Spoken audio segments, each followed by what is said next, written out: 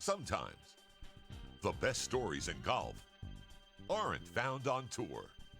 You'll find them at the back of the range. And here's your host, Ben Adelberg. And welcome to the Back of the Range. I'm your host, Ben Adelberg. This is a special U.S. Open episode. We're just going to be winging it with the 2019 U.S. Mid-Amateur Champion, Lukas Michel.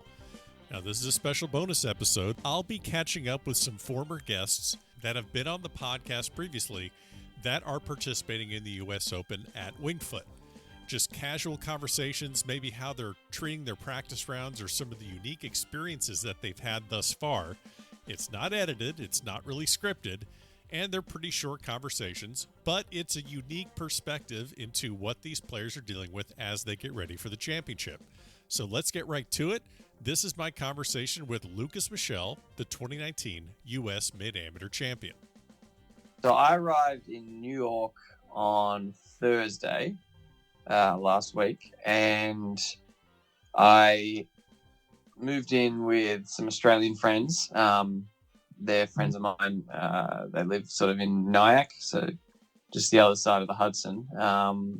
So I kind of moved in with them for a couple of days before the tournament starts proper, where you can access the course. So that's Saturday. And then I went and played. I played at Sleepy Hollow on Friday. Nice game there. Which was, yeah, that was awesome. It was a stunning afternoon for golf. And, you know, a little bit of breeze and just a beautiful stunning day. So you get to that 16th hole as the sun's sort of just about to set, and you can you look over the Hudson, and it's just one of the best views in golf, really. But that's a fantastic course, and really enjoyed playing there. It was a good sort of wind down sort of round before everything kind of becomes a bit more real. Sure. Saturday, I first thing I went to the Westchester Marriott to get my COVID test done and out of the way. And, you know, that was sort of my first exposure to being close to some of the best players in the world. I mean, I've watched one major in person. That was the Open Championship in 2015 at St Andrews. Yeah. That was about a month before I started a 6-month exchange program to study there in the University of St Andrews. So, but that was my first experience of major golf there, and that's the only time I've ever been around some of the best players in the world, really. I mean, played the Aussie Open last year, but you know, there was a decent field there with the President's Cup. But I mean, in a way, my lineup in the tent getting my COVID test was probably the most I've been exposed to some of the best players in the world. All right, don't use the word exposed when we're talking about COVID testing. Let's try and say you were. Let's just kind of rephrase that a little bit here. Yeah. So this is kind of like the equivalent of being in line at the market to get milk and eggs, and you Correct. look up and you're like, "Holy shit, that guy's famous." Oh, so is Yes. that guy. So let's paint the picture. You're in line for eggs. We're just going to call it you're in line for milk and eggs. Who are you in line with? So I could see there was two different lines. There was the A to M line, which I was in, surnames, and the N to Z line. And so in my line, there was a couple caddies. Like I was standing right behind Joe LaCava. Sure. And we had a mutual friend, so I kind of struck up a short conversation with him. But then in the other line was Justin Rose and Adam Scott, and they were sort of talking to each other. And then Gary Woodland was there as well. Sure. And Matt Kuchar was actually in my line a couple of people ahead. And so I'm kind of like, my eyes are sort of darting across the walls and kind of all over the place. And then I bumped into Will, my caddy, because we sort of said we'd go get tested first thing. So then he kind of distracted me for a bit, and we chatted for a little bit. He just had it's unnerving when all these pros are staring at you saying, "Oh my God, that's Lukas Michel, the U.S. Mid-Amateur Champion." I mean, it's isn't that? Can't they just keep to themselves, right? Yeah, a little bit. Actually, there was a funny thing that happened today. We were walking off the 10th green at the course at Winged Foot, and I've walked off the green, and you know I'm playing with Adam Scott, Ryo Ishikawa, and a friend of mine, Curtis Luck, who obviously won the amateur in 2016 and qualified through his win recently on the Corn Ferry Tour. Anyway, we walk off the green, and there's this guy behind the 10th green in like this kind of grandstand setup shouting my name. Like, oh my God, that's Lukas Michel. And I'm like thinking, you know, out of anyone in this group, you're Right. shouting my name. Yeah. But whatever. Like I sort of go up to him, and he's sort of, oh, can I like talk to you for a bit, Lukas? And I'm like, okay, where's this going? And he was basically he was a mutual friend of a friend of mine.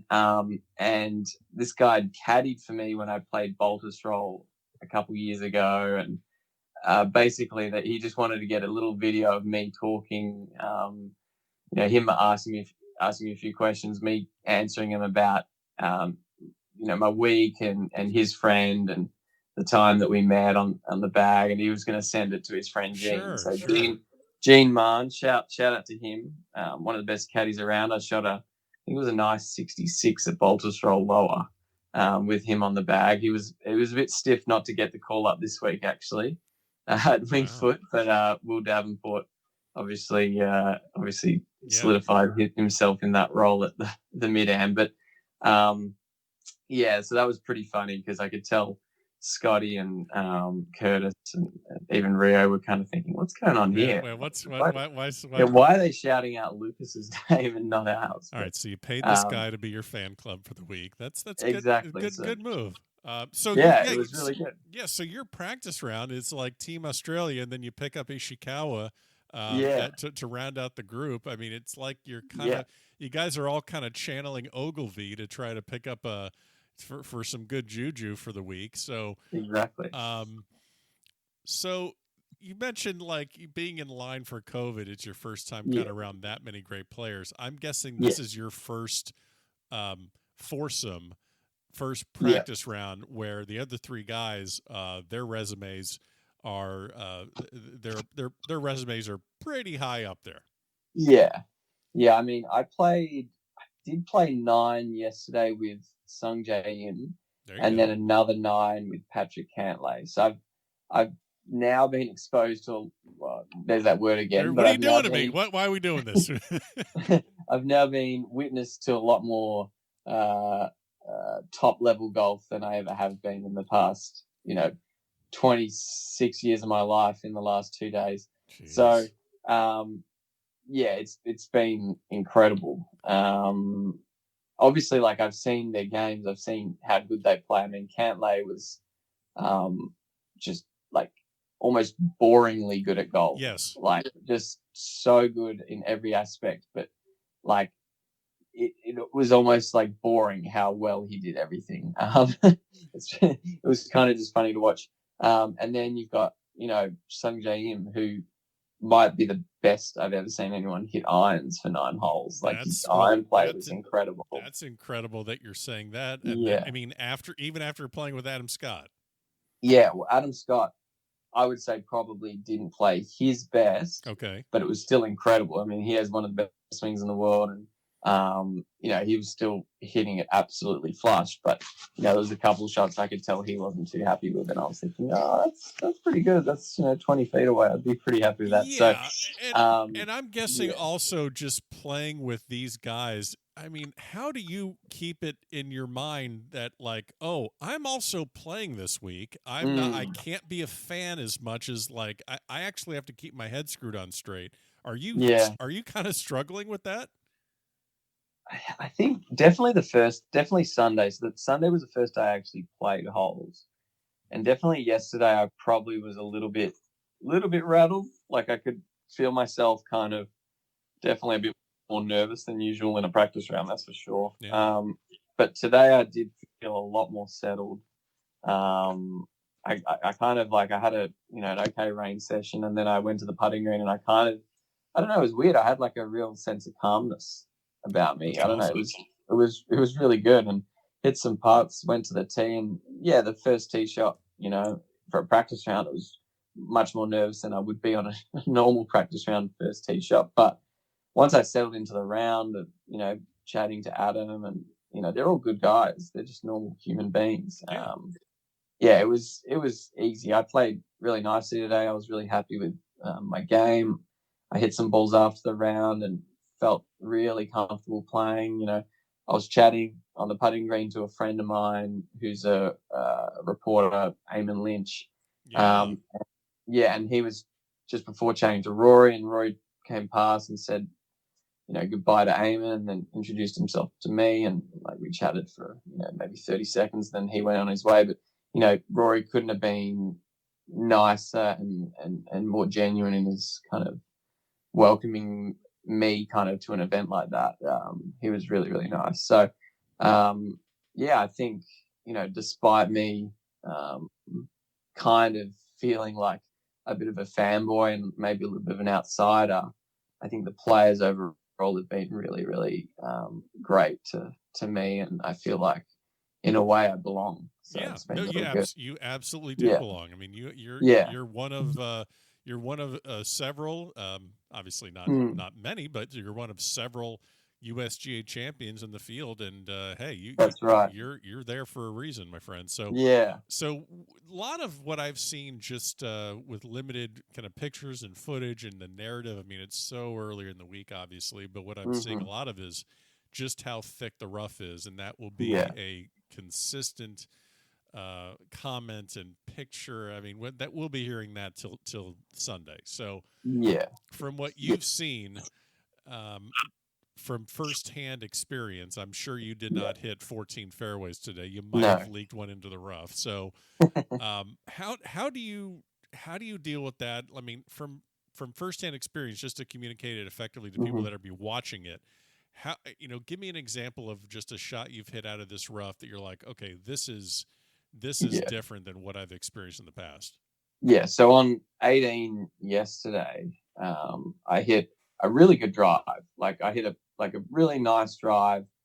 I probably had a little bit of draw that tailed to the left, and it caught maybe the left third of the fairway and got a bad bounce and ran into the second cut. So the first cut is sort of fine this week. The second cut's generally okay, but it's run into the second cut, and because it gets heaps of irrigation, despite it being shorter than like the long stuff, it's like really dense. Like Right. it's been really fertilized, really dense. And this thing sat down, and I was looking at it, and I had like, I think 18 played a little bit into the breeze yesterday. So I had maybe 180 yards in. Um, so I'm looking at it. I'm sort of thinking, okay, well, 180. This will take a little bit off it. I'm gonna have to draw it a little bit because I'm gonna go around the trees. Like I'll try and hit a 6-iron, and it honestly, like knowing it now, I probably wouldn't have even attempted the shot because I've seen the lies a bit more now. But I hit the 6-iron. I hit everything I could. I remember Cantlay was watching me swing it, and I just tried to hit it as hard as I could, and it probably didn't get 2 yards off the ground and just carried about 80 yards. Wow. And Cantlay kind of watched that, and he was like, "Whoa, like that's ridiculous." Because it was a pretty good tee shot. That's a narrow hole. Like it was a pretty good tee shot. It Right. kind of just got a bad bounce and just ran into the rough. And so Cantlay was like, "What happened there?" I was like, "Yeah, that was just a really bad lie." So the lies are kind of like 50-50. You'll get one out of two. You'll have to hack at it, and it'll go 100 yards.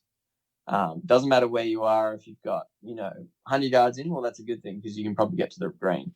But if you're 180 yards away, well, you're trying to lay it up into a position where you can get the next one up and down. But on the other times, like you can get some decent lies, and you might be able to advance it either into greenside trap, which you think you can get it up and down from, or if it's an open green, you might be able to get it on the green. So I'd say it's probably in the 50-50 range, maybe kind of like 30-70 on whether you can, 70 being like just pitch out and 30 being go for the green or go something near it. So it's sort of in that range of weather, and it kind of depends on how strong you are as well. I'm sure Bryson probably get it out a little more easier than Zach Johnson, but it's just kind of just how it is, I guess. And Yeah. I don't know, like in terms of who wins this week, I mean, it's probably going to be someone who's hitting it really straight, but I mean, it's also probably someone who's really good at getting themselves out of lives like that.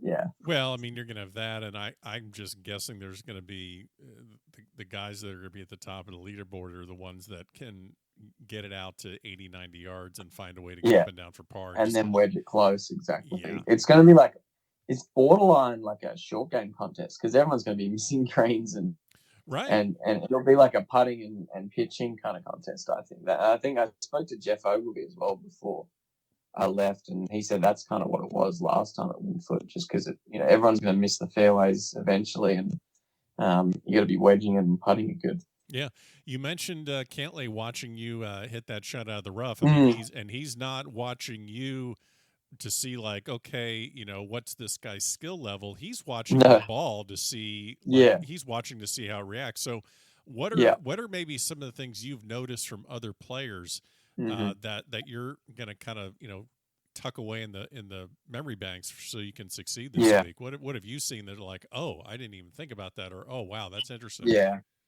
Well, there's a lot of pins on this golf course that can collect balls towards them.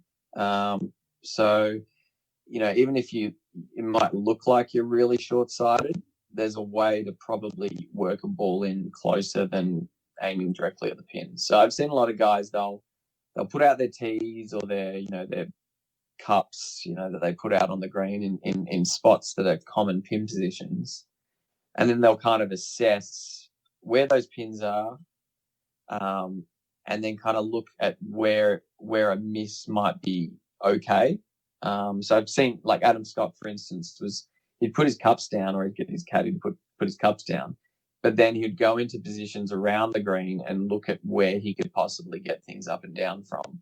I guess that would dictate on how much he can go at certain pins. Yeah. Because most of the greens probably don't have more than 5 or 6 potential pin positions on them, because they've got quite severe slopes, but they've also got like quite obvious flat parts which are your pins. So there's only really so many places they can put them. So if you can get a really good understanding of I guess where the pins are going to be, and then how you can best approach those pins, either if you've missed the green or if you're coming into the green, you can kind of figure out more accurately where you're going to aim your ball coming into the green, I think. So that's kind of something I've noticed, yeah. Scotty would generally put a pin down and then kind of check around the green where that pin is accessible from. So he's sort of thinking about if he's got to put it into a bunker near the green, where's the easy up and down. I mean, that's fantastic that you're able to, and I think it just shows your golf IQ that you're able to balance the, oh my gosh, I'm at Wingfoot, I'm at the U.S. Open, and look at all these stars, but you're also actually able to, think about, okay, how do I process all this information to get myself as successful as possible?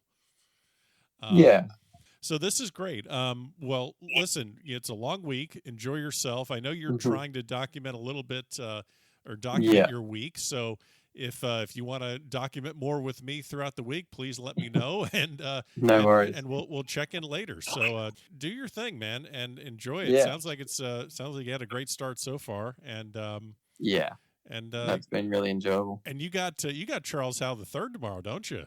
I do, yeah. I put my name down with him. I don't know. I haven't checked the draw since, so it's still that. It's still you just. Is it still just us two? That's kind of cool. I kind of like that. I was going to ask you, so let me ask you this question. So Tiger Woods had his name by himself for quite some time, but tomorrow he has Justin Thomas and he has John Augenstein. Cool.